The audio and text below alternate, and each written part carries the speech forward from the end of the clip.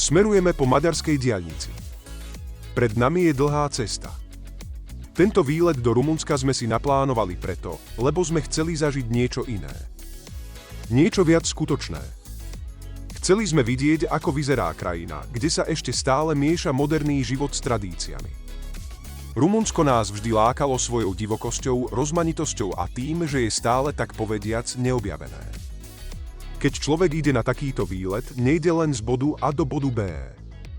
Ide za zážitkom. Za príbehom. A presne tam dnes mierime. Do krajiny plnej kontrastov, legend, krásy aj divokej prírody. Hranicu do Rumunska sme prešli a ani sme si to tak celkom neuvedomili, lebo od 1. januára 2025 je Rumunsko oficiálne súčasťou schengenského priestoru. Sme pár kilometrov od mesta Nadlak, kde bude naša prvá zastávka.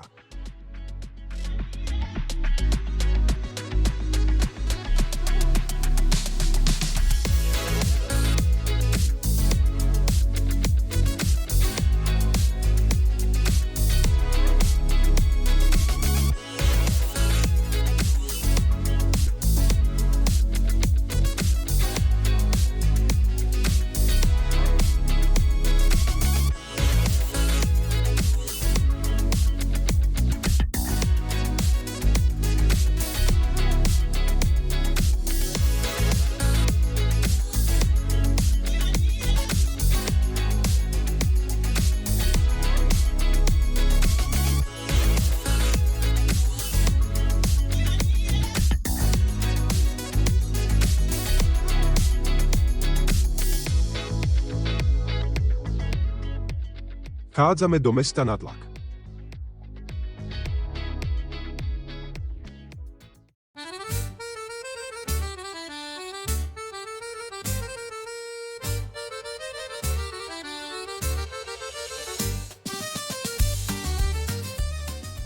Vľavo pri ceste môžete vidieť netradičné plynové potrubie.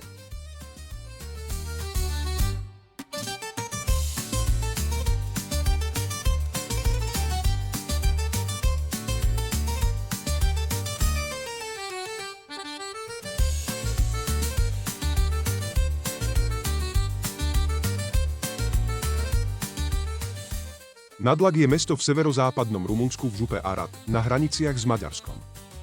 Mesto má 6713 obyvateľov, z toho približne polovica sú etnickí Slováci. Je zároveň centrom slovenskej komunity v Rumunsku a prvýkrát sa spomína v roku 1313. Slovenská kolonizácia začala približne pred 200 rokmi, keď začali prichádzať prví osadníci zo slovenského Komelóša, ako aj roľníci z Dolnej Zeme, Gemera, Liptova a Oravy. V súčasnosti je to najvýznamnejší hraničný prechod zo západného Rumunska do Maďarska. Dnes tu žije 43% etnických Slovákov a bez problémov sa tu dohovoríte aj po slovensky.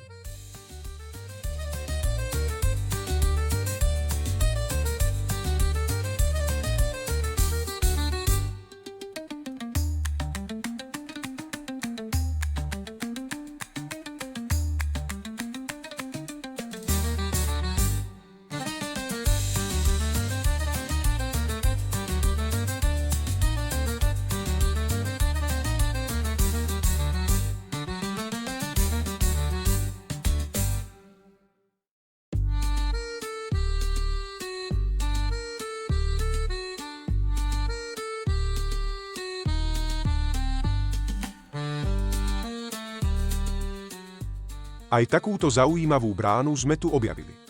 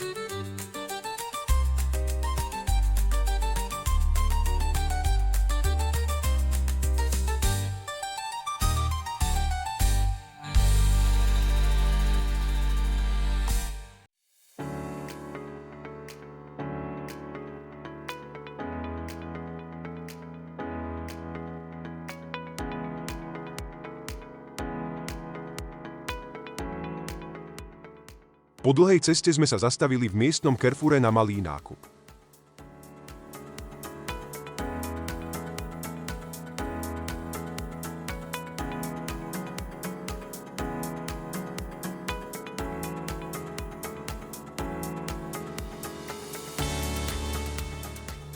Na prepočet cien tovarov na euro je potrebné ceny vydeliť 5. Aktuálny kurz bol v tom čase 1 euro 4,93 lej.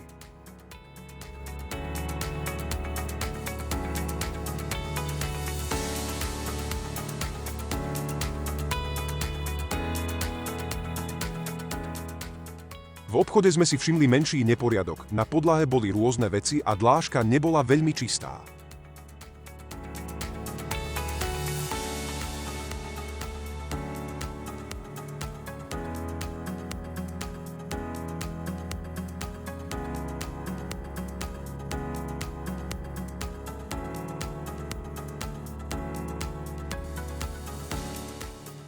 Ceny tovarov sú porovnateľné s cenami na Slovensku. Nakoniec posúďte sami.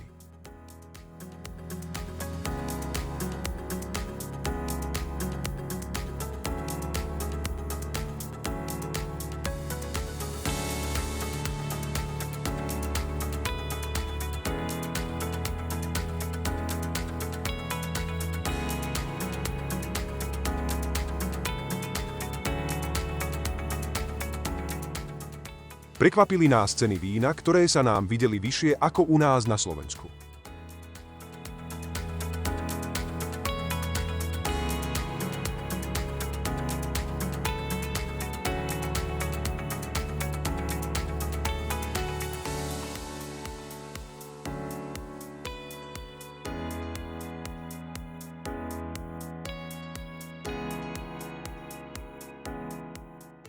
Malá prehliadka námestia a okolia.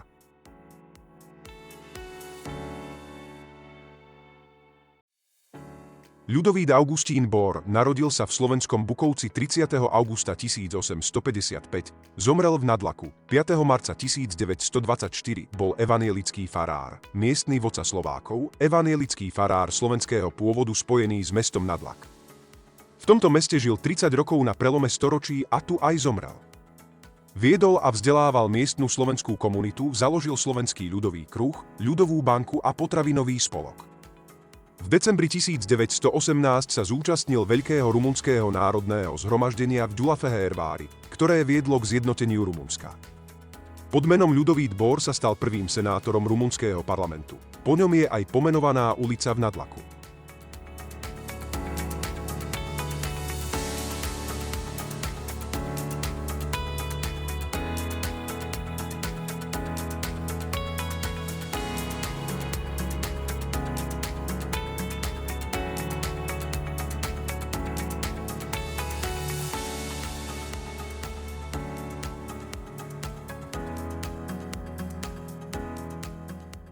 V meste bolo veľké množstvo voľne pohybujúcich sa psov a mačiek.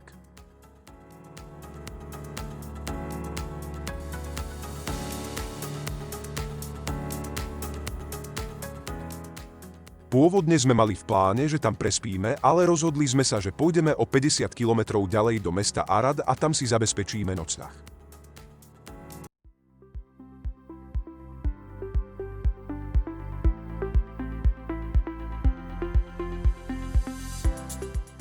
Prvý dojem z mesta bol dobrý. Sú tu kvalitné cesty a množstvo zelene.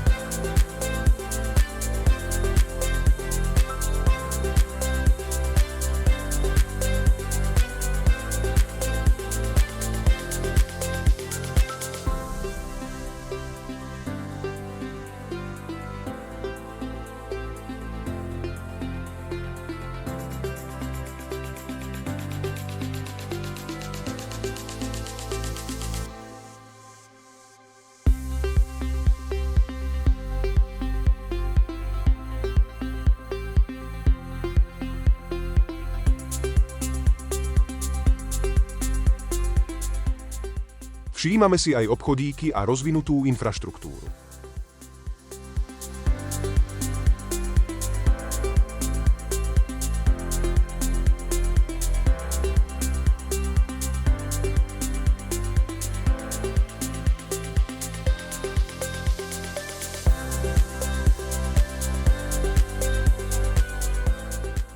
Križovatky sú trocha problematické, aspoň mne to tak prišlo. Arad je hlavné mesto Aradskej župy. Je to tretie najväčšie mesto v západnom Rumunsku za Temešvárom a Oradeou a 12. najväčšie mesto v Rumunsku, kde žije 145 000 obyvateľov. Je to živé a moderné mesto na západe Rumunska. Miesto, kde sa historická architektúra stretáva s dnešným mestským pulzom. Je dôležitým dopravným uzlom a vstupnou bránou do krajiny. S rýchlo sa rozvíjajúcou infraštruktúrou mesto investuje do verejnej dopravy, do električiek, cyklotrás a smart riešení, ktoré robia život jednoduchší a dostupnejší. Arad má silný priemysel, moderné fabriky a logistické centrá, ale zároveň si zachováva charakter široké bulváry, kaviarne, parky a kultúru, ktorá spája rumunské, maďarské aj nemecké tradície.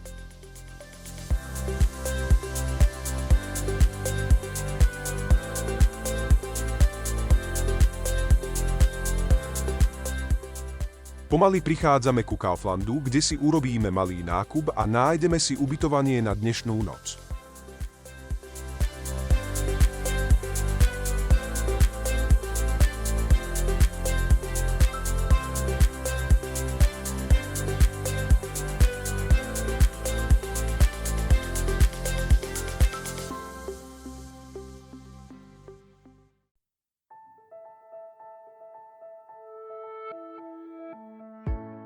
Už sme v našom ubytovaní. Ubytovanie sa nám podarilo nájsť hneď. Je to malá garzónka s oddelenou spálňou. Ako sami vidíte, je tu všetko, čo potrebujete. Garzónka bola veľmi čistá a mali sme aj vlastné parkovacie miesto priamo pred ubytovaním. Za ubytovanie sme zaplatili 178 lei, čo je 36 eur.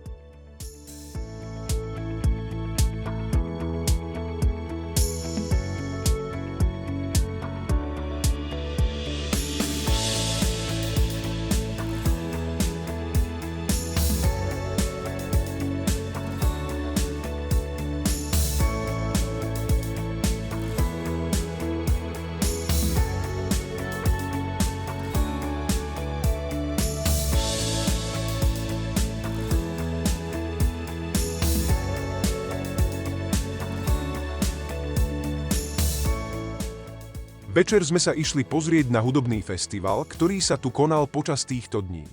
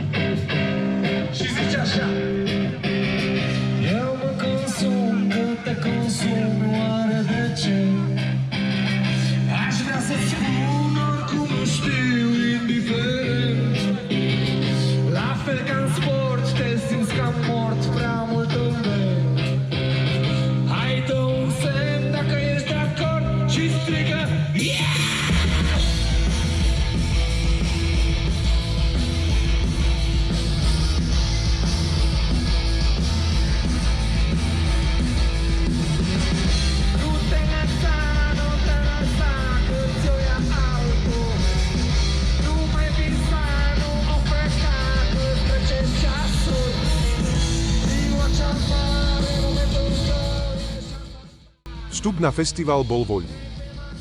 Vystúpilo tu viacero domácich, ale aj zahraničných hudobných skupín a ja som stihol urobiť aj niekoľko fotografií.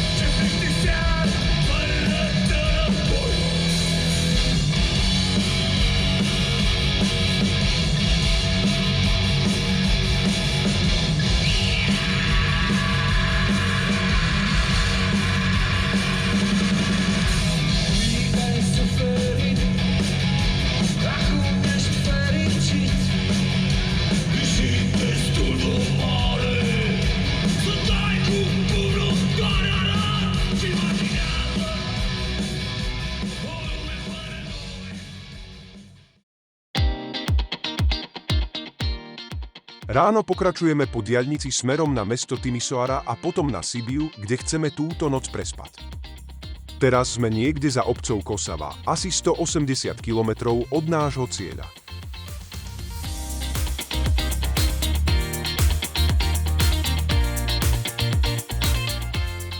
Celý čas vidíme na ceste veľké množstvo kamiónov.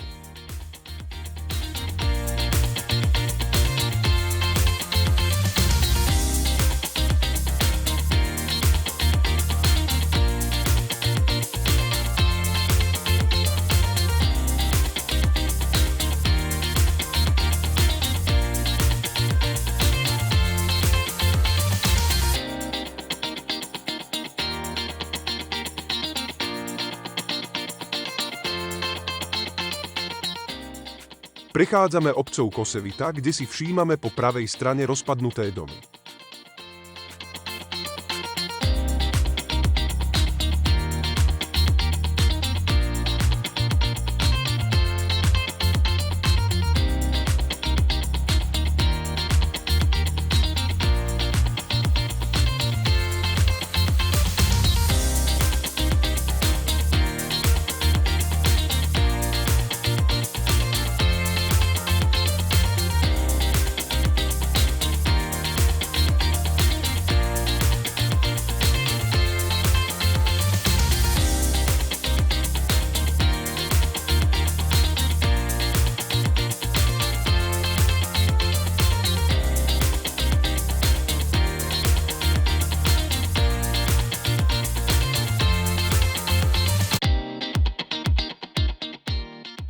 Vyšli sme na diaľnicu A1 a vpravo pred nami vidíme tepelnú elektráreň Mintia na rieke Mureš. Elektráreň Mintia Deva bola treťou najväčšou tepelnou elektrárňou v Rumunsku s celkovým výkonom 1285 MW. Závod bol začiatkom roka 2021 odstavený z prevádzky.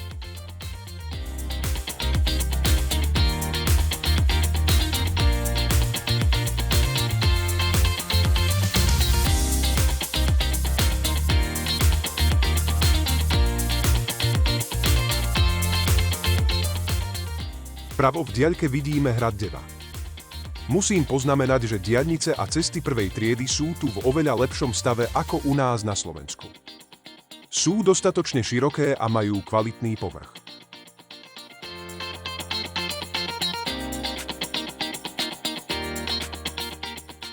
Zišli sme z diaľnice a vchádzame do mesta Sibiu. Cestou nás zastihla menšia búrka a pred výjazdom z diaľnice sa na nás nalepil rumunský kamión, ktorý trúbil a blikal, aby sme asi išli rýchlejšie. My sme ale odbočovali a on mal voľný na výpruh. Na toto si tu zrejme budeme musieť zvyknúť.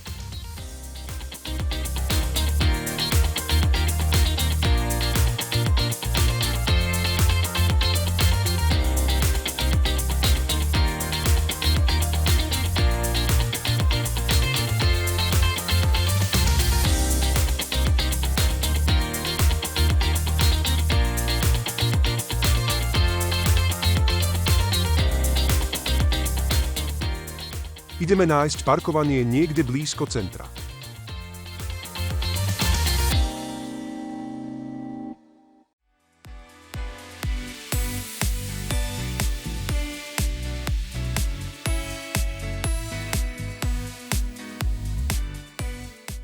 Zaparkovali sme a parkovací automat trocha štrajkoval.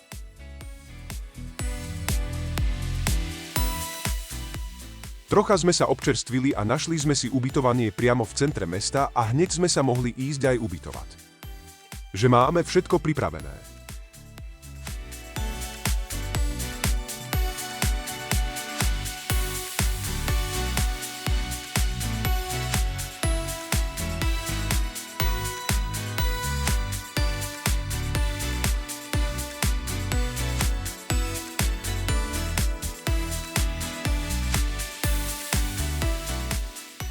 Po príchode na ubytovanie sme však zistili toto.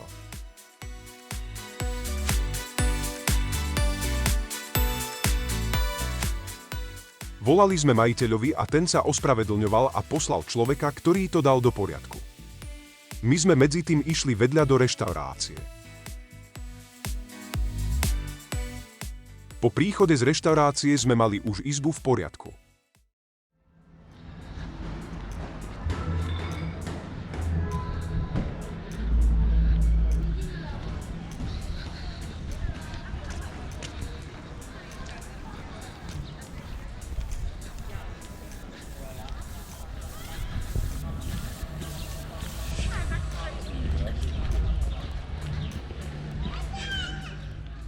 V ten večer sa pripravoval na námestí koncert filmovej hudby.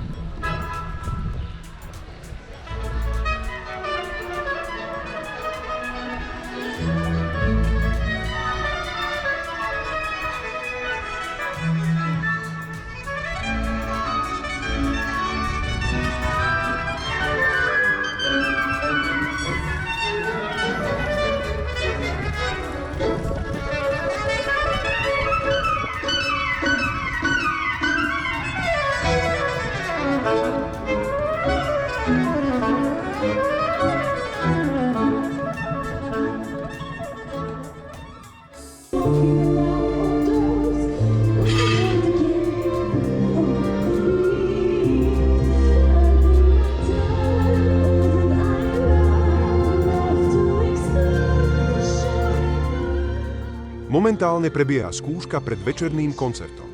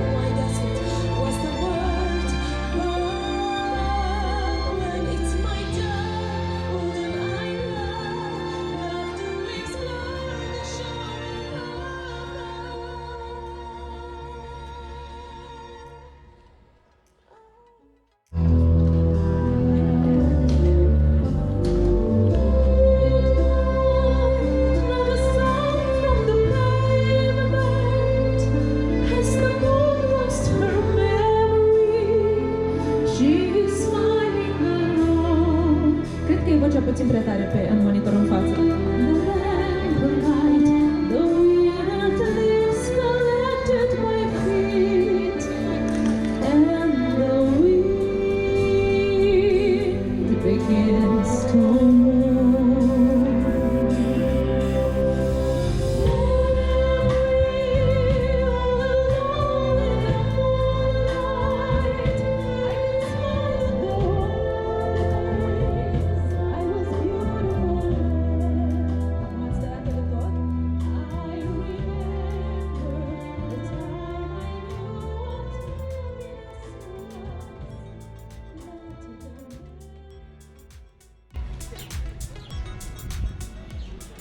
A teraz sa vyberieme na malú prechádzku po meste.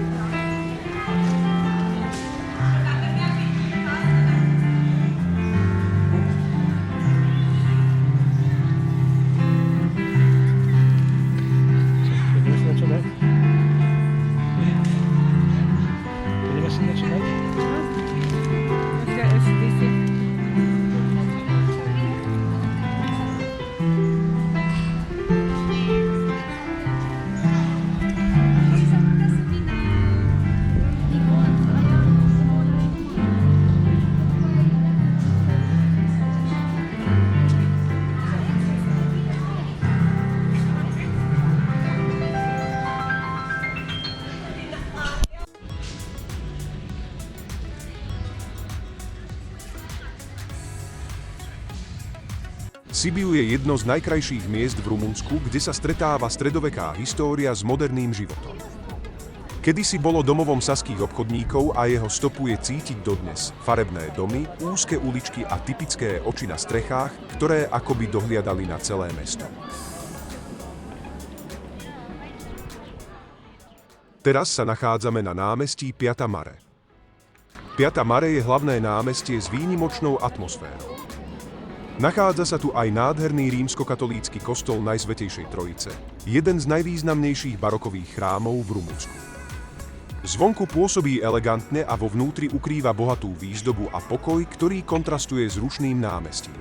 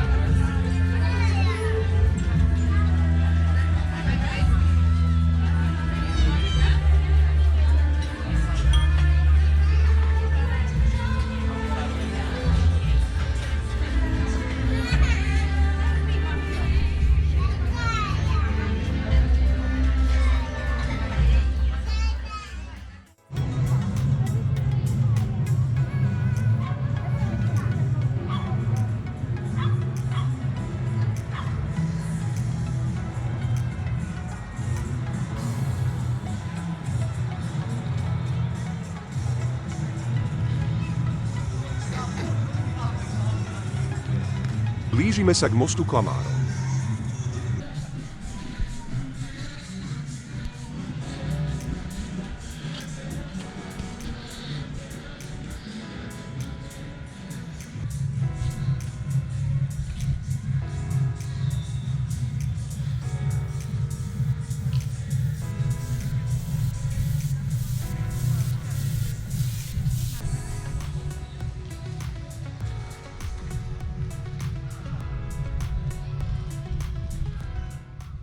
Most Klamárov je jedna z najznámejších atrakcií Sibiu a zároveň prvý liatinový most postavený v Rumunsku.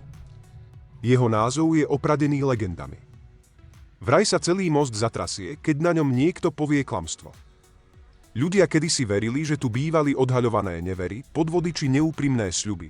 V skutočnosti názov pravdepodobne vznikol zo skomolenia nemeckého slova Liegenbritske, čo znamenalo most postavený na klembách, no romantickejší výklad sa ujal viac. Dnes je to jedno z najfotenejších miest v Sibiu. Malý most, ale veľká legenda, ktorá k mestu neodmysliteľne patrí.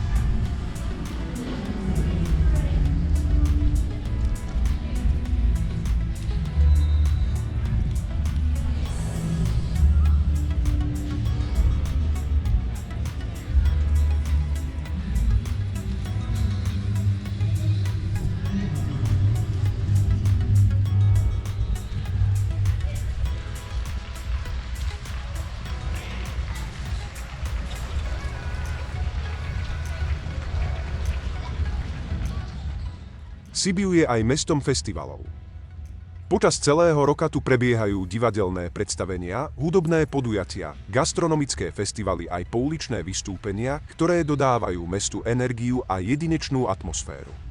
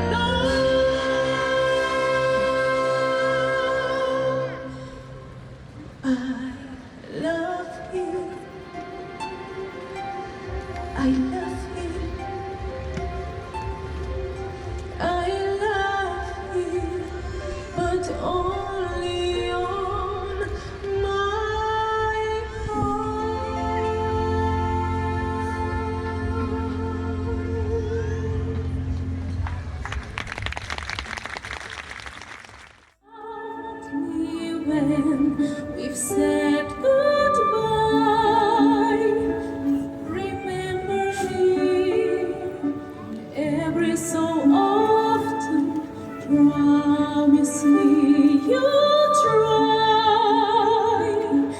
On that day, that not so distant day, when you're far away and free, if you ever find a moment, spare a note for me.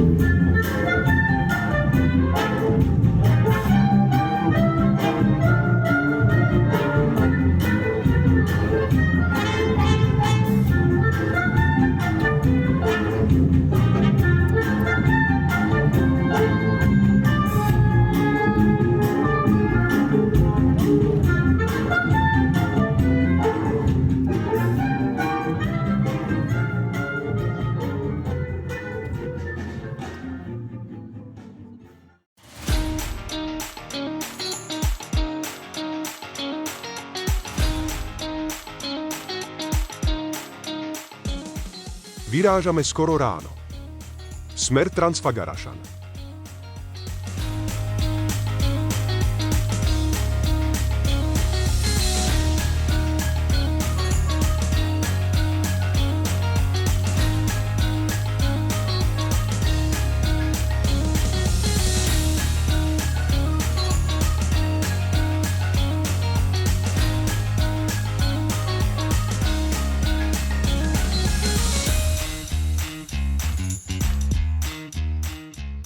Prechádzame obcov z Koraju.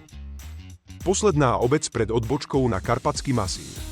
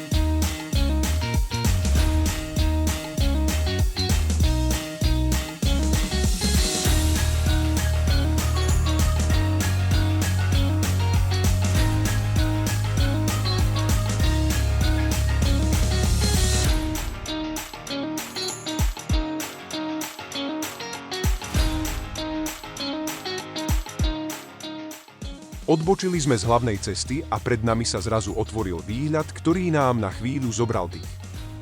Ako keby niekto odhrnul obrovskú oponu a pred nami sa ukázali Karpaty v celej svojej kráse. Obrovské, majestátne, tiché.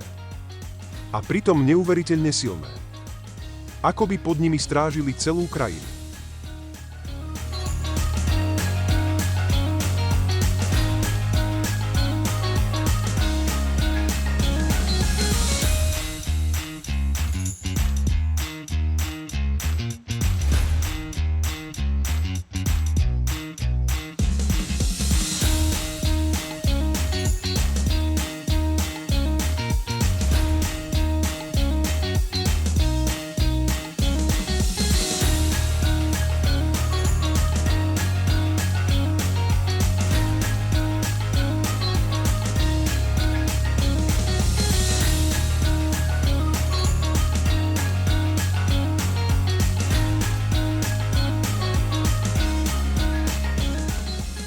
Toto je Kartišvára.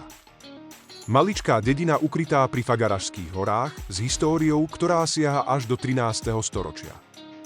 Je akousi bránou k majestátnym horám Fagaraš.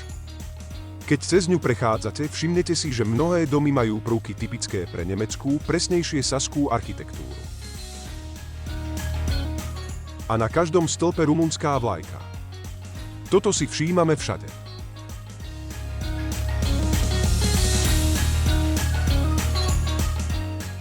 Pred Karpatami sme stretli miestneho kontrolóra ciest psíka, ktorý na všetko dohliada. Za dedinou nás hneď privíta les. Cesta sa schová medzi stromy a je jasné, že odtiaľto to bude už len hore do hôr.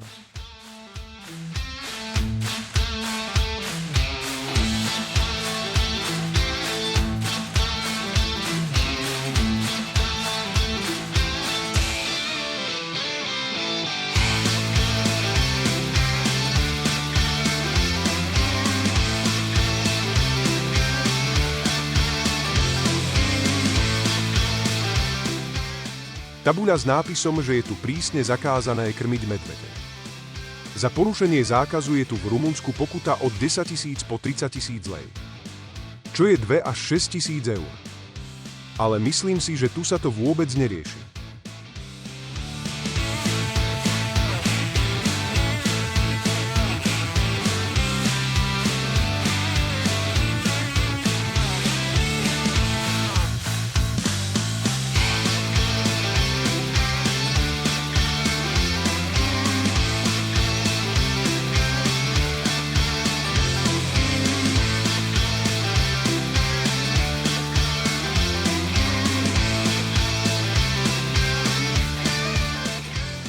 Stúpame lesnou cestou a okolo nás sa tiahnu husté ihličnaté porasty. Cesta sa kľukatí medzi stromami a každá zákruta odhaľuje nové pohľady na zalesnené úbočia hôr. Les pôsobí tajomne a divoko. Toto je ešte skutočné srdce Karpát, kúsok prírody, ktorá sa tak ľahko nepodá človeku.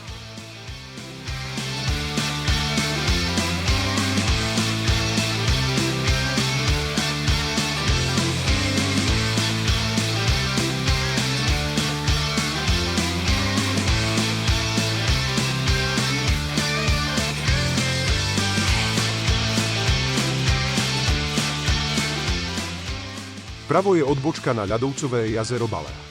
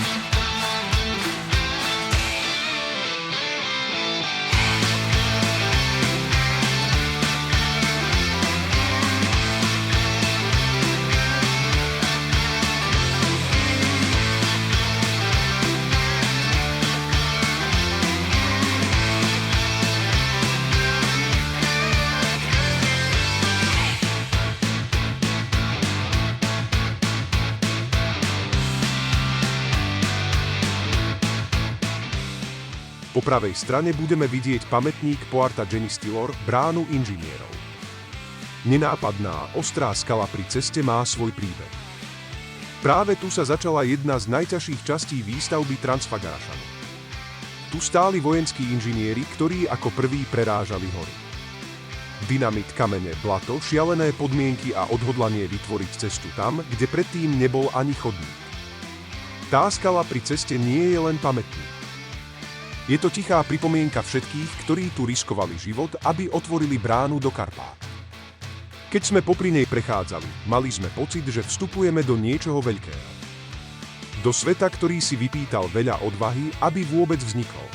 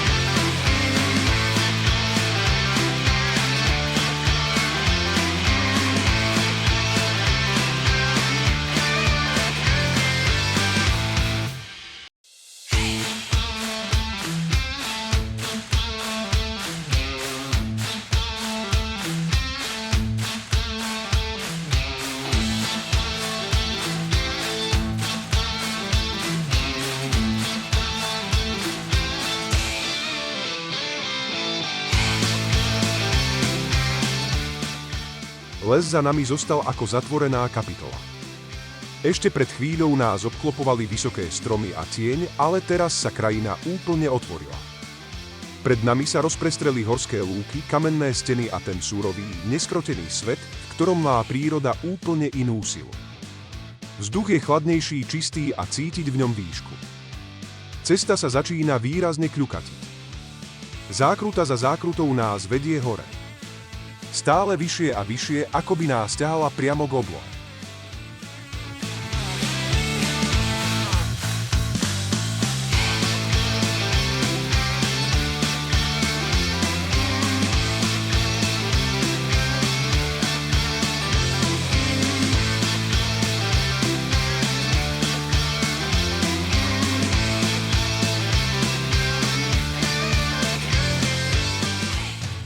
Keď si človek predstaví, aké náročné bolo postaviť túto cestu, až rozum zastane. A potom si všimne aj tie vysokonapäťové stožiare, ktoré sa tiahnu cez celé hory. To musela byť úplne iná liga. Predstava, že sem museli dostať materiál, betónovať základy a ťahať káble cez strmé svahy, hmlu a sneh, to musel byť výkon hodný malého zázraku.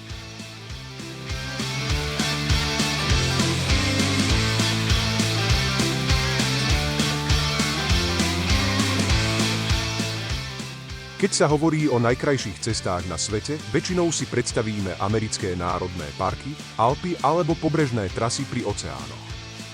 Ale tu uprostred Rumunska existuje miesto, ktoré dokáže konkurovať úplne každému. Transfagarašan, cesta, ktorá nie je len o výhľadoch. Je to príbeh, ktorý človek cíti v každej zákrute. Keď na ňu vyjdete, prvé minúty možno ani netušíte, do čoho idete. Cesta sa začína celkom nenápadne. Ale ako stúpate vyššie, zrazu sa krajina otvorí a pochopíte, prečo ju ľudia opisujú ako niečo, čo musí človek vidieť aspoň raz v živote. Pred vami sa objavia desiatky serpentín, ktoré sa vlnia po skalách ako had. Každá zatáčka ukáže nový pohľad. Hlboké údolia, vodopády, skalné steny, ktoré pôsobia, ako by ich niekto vytvaroval ručne.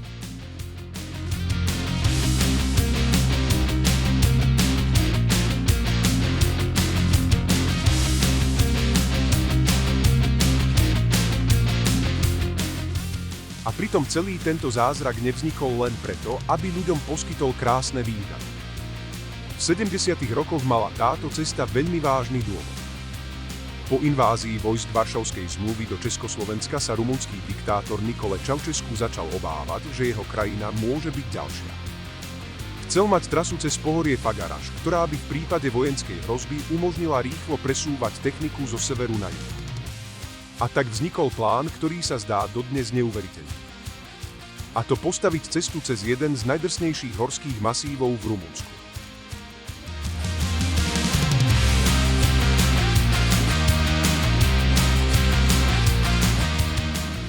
Výstavba bola extrémna. V rokoch 1970 až 1974 tu pracovali tisíce vojakov, a to v podmienkach, ktoré by dnes neprešli žiadnymi normami. Na severe sa používali tony dynamitu, mesačne ho odpálili viac než 40 tón. Najťažšie úseky museli vysekať priamo do masívu. A treba si uvedomiť, že to nebol projekt luxusu. Bola to vojenská stavba, ktorá mala byť hotová rýchlo. A to si vyžiadalo svoju daň. Oficiálne čísla hovoria o niekoľkých obetiach, neoficiálne odhady sú však oveľa vyššie.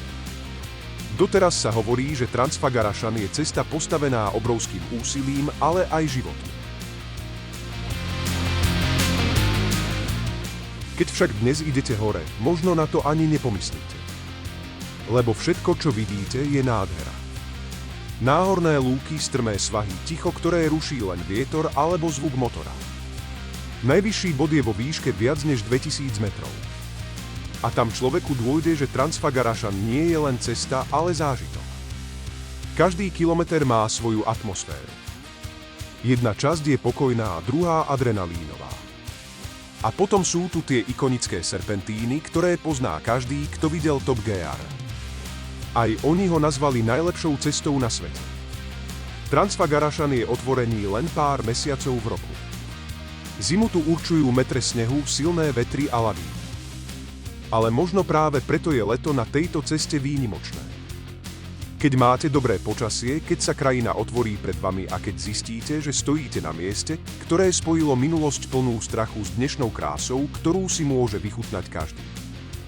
Je to cesta, ktorá vás donúti zastaviť nielen auto, ale aj čas.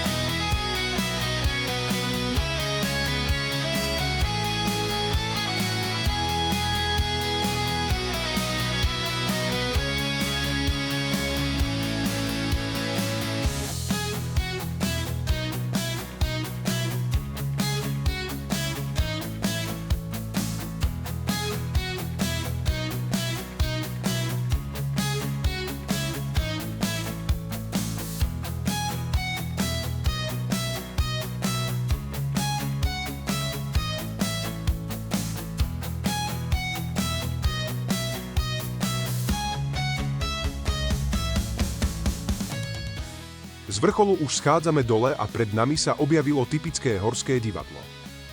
Ovčie stádo si to pokojne kráča cez cestu, ako by sa ani len neunúvalo pozrieť, kto ide oproti. My spomalíme, necháme ich prejsť. Veď tu hore sú oni doma. V Rumunsku je chov oviec veľmi rozšírený a pastieri ich vedú aj do takýchto výšok, kde majú nekonečné pasienky. Človek si v takej chvíli uvedomí, že tu sme len hostia v ich horskom kráľovstve.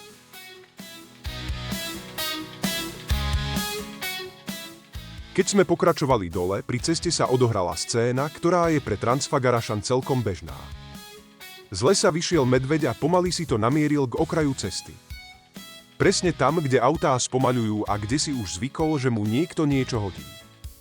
Aj keď je to zakázané a pre zvieratá nebezpečné, ľudia to stále robia. My sme zastali v bezpečnej vzdialenosti, okná nechali zatvorené a v tichosti ho sledovali.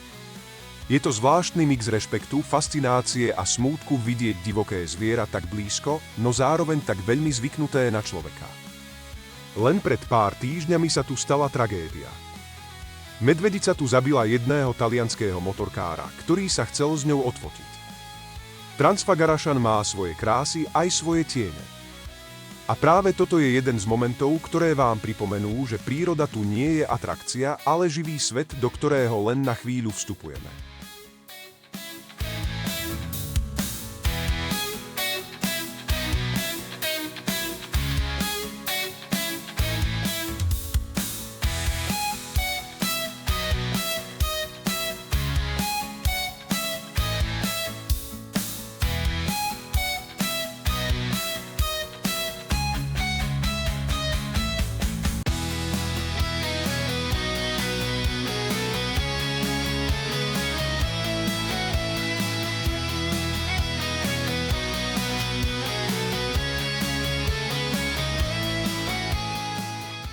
Teraz ideme popri obrovskom jazere Vidraru. Jazero vzniklo vďaka priehrade, ktorá je vysoká až 166 metrov a dlhá približne 305 metrov. Celková dĺžka jazera, ktoré vytvára, je okolo 10 kilometrov, pričom maximálna hĺbka vody dosahuje 155 metrov. Priehradu dal postaviť rumunský diktátor Nicolae Ceausescu v 60. a 70. rokoch minulého storočia, aby sa využila energia rieky Arges a vyrábala sa elektrina a zároveň reguloval tok rieky. Pod priehradou sa nachádza hydroelektráreň s výkonom 220 MWh, poháňaná 4 francízovými turbínami, ktorá ročne vyrobí približne 400 GWh elektriny. Voda padá zo značnej výšky a premieňa sa na energiu hlboko pod povrchom vodnej hladiny priehrady.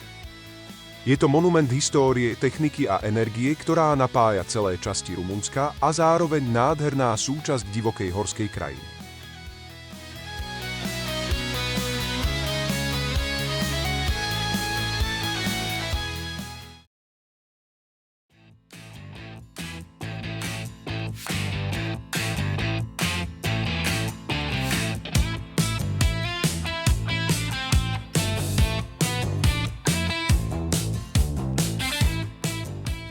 Keď sme opustili priehradu Vidraru a pokračovali smerom na hrad Poenari, všimli sme si, že krajina sa zrazu mení pred očami. Ako keby sme prešli z jedného sveta do druhého. Na severnej strane Transfagarašanu nás obklopovali vysoké, husté ihličnany, typické pre chladnejšiu, drsnejšiu klímu Karpát. Tam sú svahy strmé, nadmorská výška vyššia a slnko sem dopadá menej. Ihličnaté stromy sa takým podmienkam dokážu prispôsobiť najlepšie. Ale tu, na južnej strane, ich vystriedali široké listnaté lesy. Zrazu je tu viac svetla, viac tepla, viac farieb. Južné svahy sú nižšie, teplejšie a dostávajú podstatne viac slnečného žiarenia. A práve preto tu dominujú listnaté stromy, ktoré tieto podmienky milujú. Je fascinujúce, ako jedna cesta dokáže za pár kilometrov prejsť dvoma úplne odlišnými ekosystémami. Transfagarašan tak ukáže dve tváre Karpát. Surovú, horskú a chladnú na severe a teplejšiu, jemnejšiu a zelenšiu na juhu.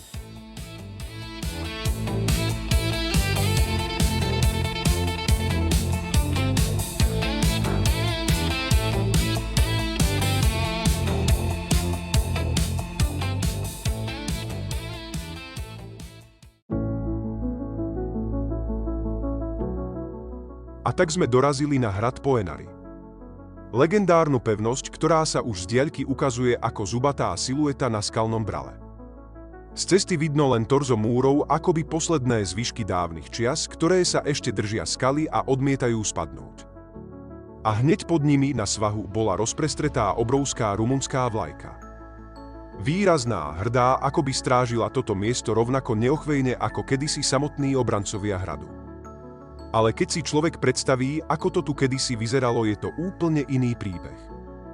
Na pôvodných nákresoch a rekonštrukciách vidno, že Poenari bol kedysi mocný strážny hrad. Úzke, dlhé opevnenie natiahnuté po hrebení skaly, vysoké veže a múry, ktoré vyzerajú, ako by boli prilepené k samotnej strmine. Bola to pevnosť, ktorú nebolo jednoduché dobiť. Hovorí sa, že práve sem sa uchýlil Vlad Tepeš III. Vlad Napichovač. Poenari nebol jeho rozprávkový hrad, ale skutočná, surová pevnosť na obranu pred nepriateľmi, ten výhľad, tá výška, tá izolácia. Toto miesto pôsobí presne tak, ako Vladova legenda drsno, hrdo a nekompromisne. Zrúcanina, ktorú dnes vidíme, je len tichým svedkom minulosti. Ale predstava toho, ako mohutne kedysi stál na skale, rozpráva príbeh oveľa väčší, než dokáže ukázať pár zachovaných múrov.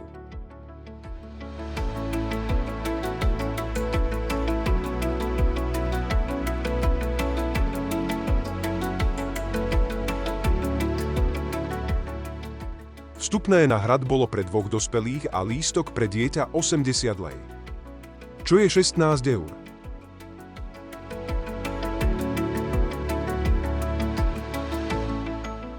Teraz, keď stojíme priamo na hrade Poenari, je dobré pripomenúť si aj skutočný, historický príbeh Vlada Tepeša. Vlad Tepeš bol vojvodom Valašska v 15. storočí a preslávil sa najmä svojím odporom proti Osmanskej ríši. Bol tvrdý, nekompromisný a jeho metódy boli kruté, ale v tej dobe to bola realita boja o prežitie malého kniežatstva medzi dvoma veľmocami. Historicky je známe, že Vlad mal napätý vzťah so svojím bratom Radučel Frumos Radom Nádherným. Ten vyrastal s ním ako rukojemník na osmanskom dvore a neskôr sa pridal na stranu sultána Mehmeda II. Práve tento Radu, Vladov vlastný brat, viedol osmanské vojská pri prenasledovaní Vlada počas ich vnútorného boja o trón Valašska. A podľa rumunských kroník práve vtedy, počas jedného z týchto osmanských vpádov, sa Vlad uchýlil sem na Poenari. Tento hrad mu slúžil ako strategická pevnosť, odkiaľ mohol kontrolovať údolie Arčez a chrániť sa pred nepriateľmi. Je tu aj tragický historický moment. Vladova manželka, ktorej meno nie je presne doložené, mala počas osmanského obliehania spáchať samovraždu. Podľa dobových záznamov skočila zo skalnej steny hradu s vetou, že radšej zomrie, než by padla do rúk nepriateľov, medzi ktorými bol dokonca aj Vladov brat. Vlad však unikol cez úzky chodník vedúci do hôr a pokračoval v boji.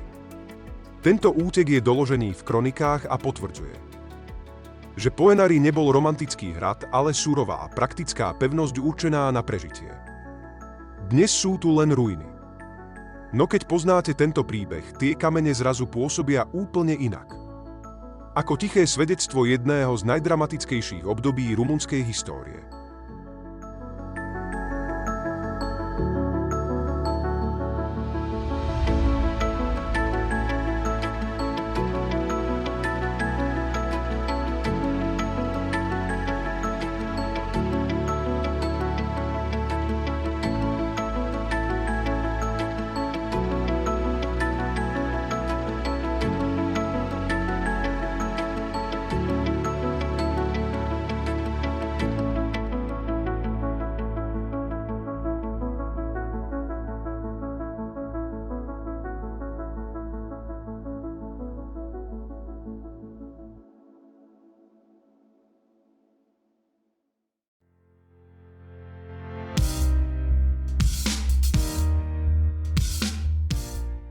Z Poenari sme sa už pohli ďalej a čaká nás ďalší cieľ dnešnej cesty, asi 180 km odtiaľto. Mesto Bran. Práve prechádzame cez obec Bukšenešti, prvú dedinu za hradom Poenari. Na cestách stretávame povozy ťahané koňmi. Aj takéto je Rumunsko. Krajina, kde vedľa seba existujú dva svety. Moderné mestá plné ruchu a technológií a hneď za nimi vidiek, kde život stále plynie pomalším tempom a tradičné obrazy, ako konské povozy, sú úplne bežné.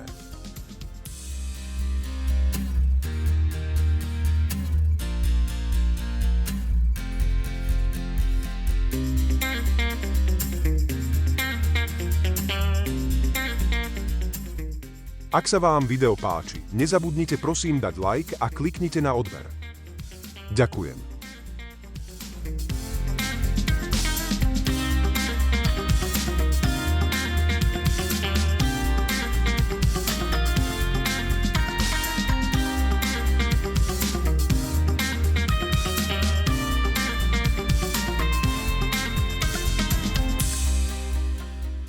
V obci Domnešti sme odbočili doľava. Pôjdeme skratkou.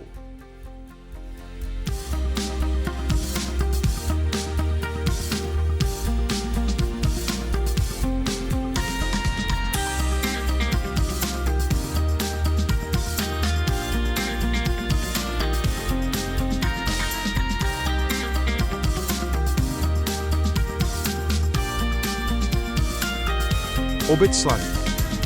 A opäť stretávame konský povoz, ktorý pokojne prechádza dedinou. Okolo nás sú mnohé nedokončené domy, ich múry akoby hovorili o snoch, ktoré čakajú na dokončenie. Tu je rozdiel medzi mestom a vidiekom veľmi cítiť.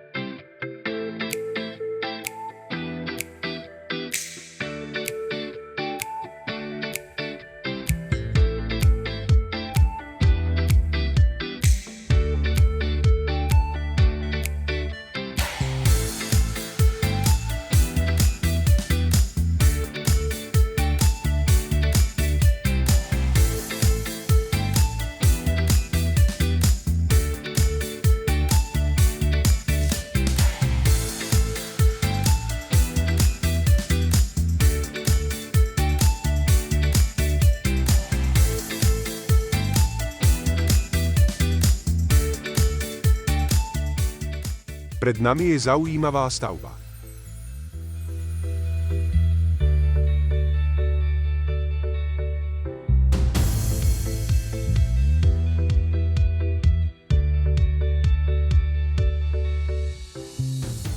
A opäť taká istá stavba. Pozostatky z doby minulej. Neprišli sme na to, k čomu mohli tieto stavby slúžiť.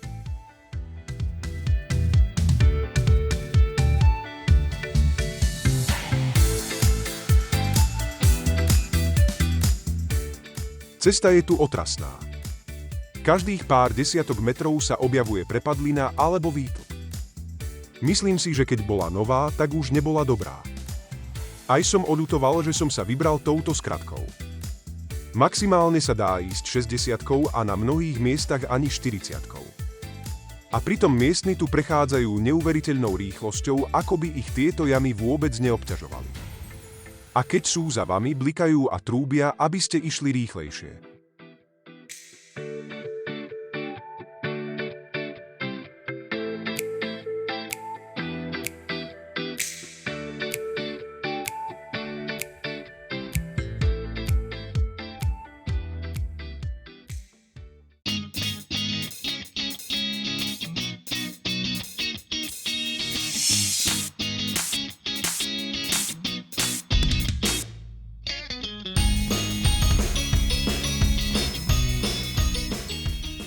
Vchádzame do mesta Kampulu. V meste je vyše 20 kostolov, kláštorov a katedrál. Obe údajne založil v 13. storočí legendárny zakladateľ rumunského štátu knieža Radu Negru. Ide o jedno z najstarších mestských osídlení vo Valašsku. Najstarší doklad o jeho existencii je už z roku 1300. Na jeho rozvoji mala veľký podiel saská kolonizácia. Bolo prvým hlavným mestom rumunského štátu.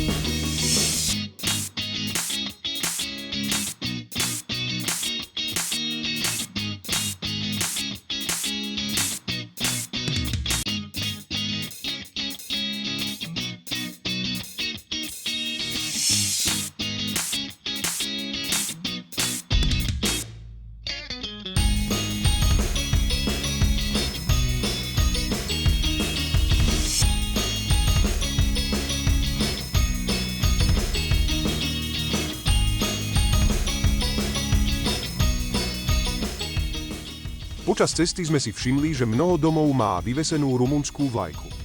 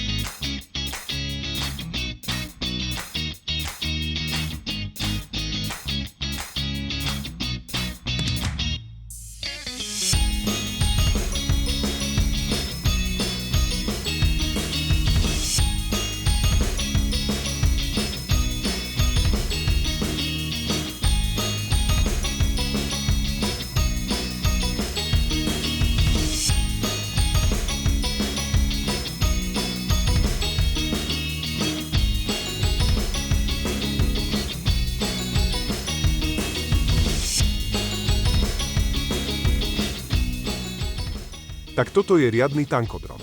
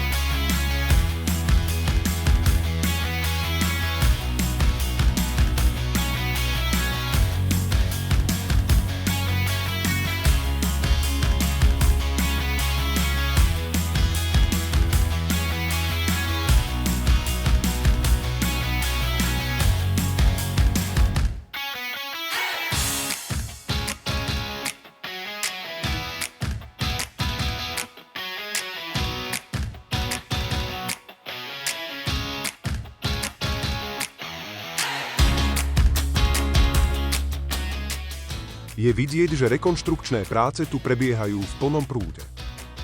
Mám pocit, ako by celé Rumunsko bolo pod jednou veľkou rekonštrukciou.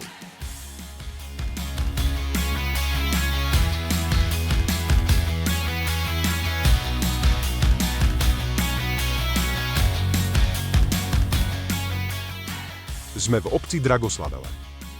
Od stredoveku do prvej svetovej vojny slúžil ako hraničný priechod medzi Valašskom, neskôr Rumunskom a habsburskými územiami, od roku 1867 Rakúsko-Uhorskom.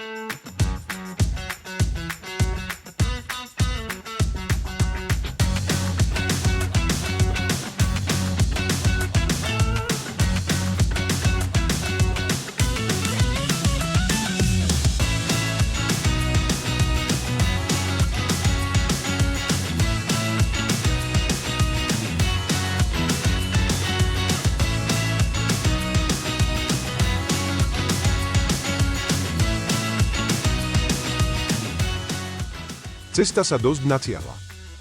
Stále prechádzame rekonštruovanými úsekmi a niekde musíme spomaliť až na 20. Začína mať človek pocit, že cieľ je akosi stále ďaleko. A pritom nás ešte čaká hľadanie ubytovania na dnešnú noc.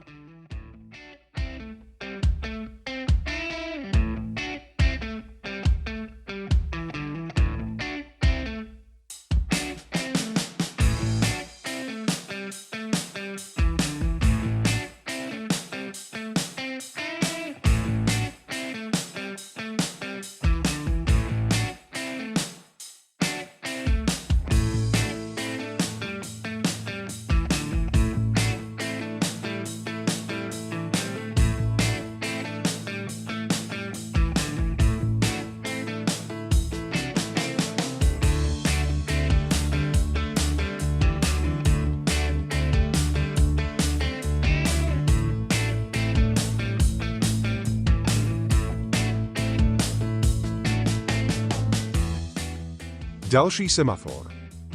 Už mám pocit, že ich tu je viac ako kilometrov cesty.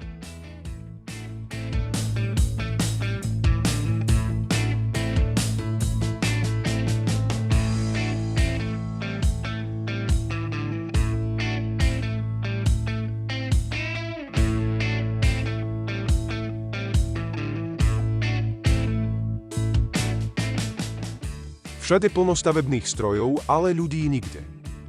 Ako by sa tu rekonštrukcia robila sama.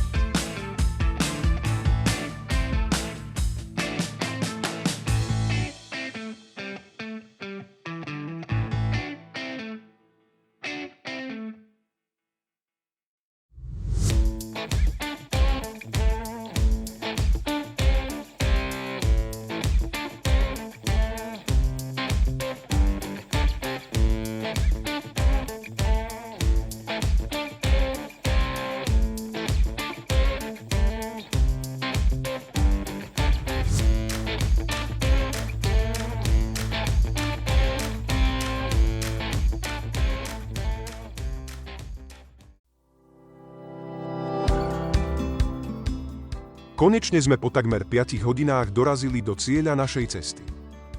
Musím povedať, že ešte nikdy som nešiel takú dlhú trasu po ceste, ktorá by bola v neustálej rekonštrukcii. Bolo to určite viac než 100 kilometrov rozbitej vozovky a po ceste sme míňali hádam 50 semaforov. Teraz sa už ideme rýchlo najesť, lebo doslova umierame od hladu. A potom nás ešte čaká hľadanie ubytovania na dnešnú noc. Privítanie bolo nezabudnuteľné. Priamo na parkovisku nás privítalo ovčie stádo a my sme pochopili, že tu život plynie úplne inak než kdekoľvek inde. V reštaurácii, kde sme sa išli najesť, sme sa popýtali aj na ubytovanie a hneď nám ochotne poradili. Ukázalo sa, že je to len pár metrov odtiaľ. Tak sme sa tam išli pozrieť. A nakoniec sme sa tam aj ubytovali.